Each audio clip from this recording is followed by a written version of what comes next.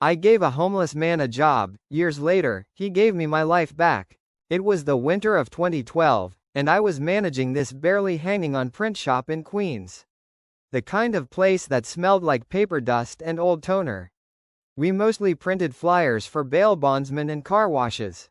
Not exactly a dream job, but it paid the bills. Just barely. That winter was brutal. One of those wet ones where the cold gets in your bones. There was a guy who slept under the bridge across the street, always kept to himself, didn't beg, didn't talk. Just sat on a crate, staring like he was waiting for something.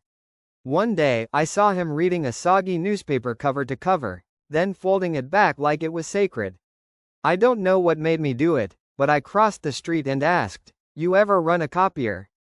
He blinked at me, then said, "Xerox DocuTech 135.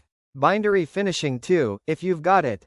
I was stunned. Turned out he'd worked at a big publishing house until 2008, layoffs, divorce, a few bad breaks. Didn't ask for details. Just brought him inside, gave him the backroom job. Minimum wage, part-time.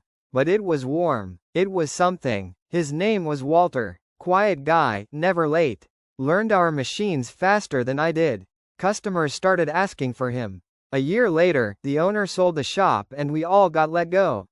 I lost touch with Walter after that. Figured he disappeared back into the city like smoke. Fast forward 10 years. I'd hit a rough patch. Divorce, bills, the kind of quiet collapse you don't realize is happening until it's halfway done.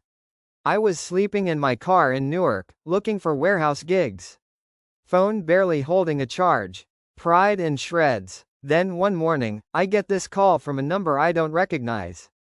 The voice on the other end says, "Is this Tom? Tom from 82nd Street Print and Copy?" I froze. It was Walter. Said he ran a small but growing logistics company now, printing, packaging, same world but digital now.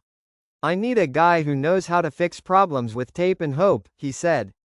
"You still that guy? Now I've got a place in Jersey, a steady paycheck, a reason to wake up again." He never made a big deal about it.